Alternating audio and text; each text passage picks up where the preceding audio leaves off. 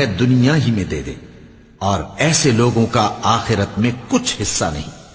اور بعض ایسے ہیں کہ دعا کرتے ہیں کہ پروردگار ہم کو دنیا میں بھی نعمت عطا فرما اور آخرت میں بھی نعمت بخشیو اور دوزخ کے عذاب سے محفوظ رکھیو۔ یہی لوگ ہیں جن کے لیے ان کے کاموں کا حصہ یعنی اجر نیک تیار ہے، اور اللہ جلد حساب لینے والا ہے۔ اور قیام منی کے دنوں میں جو گنتی کے دن ہیں اللہ کو یاد کرو۔ اگر کوئی جلدی کرے اور 2 ہی دن میں چل دے تو اس پر بھی کچھ گناہ نہیں، اور جو بعد تک ٹھہرا رہے اس پر بھی کچھ گناہ نہیں۔ یہ باتیں اس شخص کے لیے ہیں جو اللہ سے ڈرے، اور تم لوگ اللہ سے ڈرتے رہو اور جان رکھو کہ تم سب اس کے پاس جمع کیے جاؤ گے۔ اور کوئی شخص تو ایسا ہے جس کی گفتگو دنیا کی زندگی میں تم کو دلکش معلوم ہوتی ہے، اور وہ اپنے معافی ضمیر پر یعنی اس بات پر جو اس کے دل میں ہے اللہ کو گواہ بناتا ہے، حالانکہ وہ سخت جھگڑالو ہے۔ اور جب پیٹ پھیر کر چلا جاتا ہے تو زمین میں دوڑتا پھرتا ہے تاکہ اس میں فتنہ انگیزی کرے اور کھیتی کو برباد اور انسانوں اور حیوانوں کی نسل کو نابود کر دے، اور اللہ فتنہ انگیزی کو پسند نہیں کرتا۔ اور جب اس سے کہا جاتا ہے کہ اللہ سے خوف کر تو غرور اس کو گناہ میں پھنسا دیتا ہے، سو اس کو جہنم کافی ہے اور وہ بہت برا ٹھکانہ ہے۔ اور کوئی شخص ایسا ہے کہ اللہ کی خوشنودی حاصل کرنے کے لیے اپنی جان بیچ ڈالتا ہے، اور اللہ بندوں پر بہت مہربان ہے۔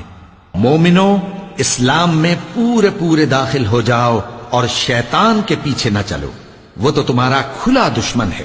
پھر اگر تم احکام روشن پہنچ جانے کے بعد لڑکھڑا جاؤ تو جان رکھو کہ اللہ غالب ہے، حکمت والا ہے۔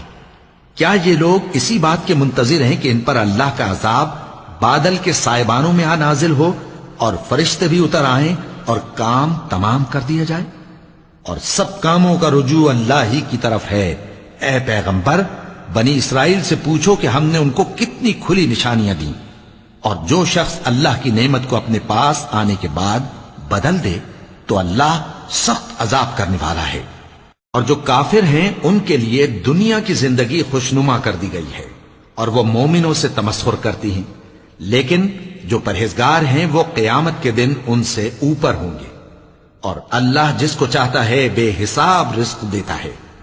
پہلے تو سب لوگوں کا ایک ہی مذہب تھا، لیکن وہ آپس میں اختلاف کرنے لگے تو اللہ نے ان کی طرف بشارت دینے والے اور ڈر سنانے والے پیغمبر بھیجے، اور ان پر سچائی کے ساتھ کتابیں نازل کیں تاکہ جن امور میں لوگ اختلاف کرتے تھے ان کا ان میں فیصلہ کر دے۔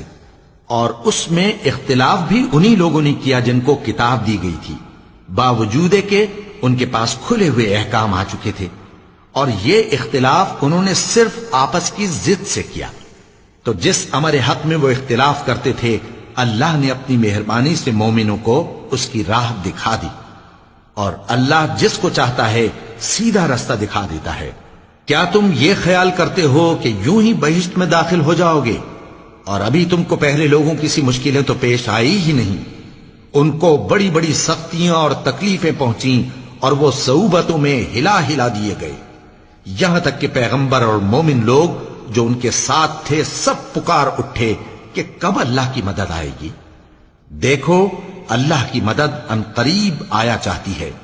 اے نبی، لوگ تم سے پوچھتے ہیں کہ اللہ کی راہ میں کس طرح کا مال خرچ کریں۔ کہہ دو کہ جو چاہو خرچ کرو، لیکن جو مال خرچ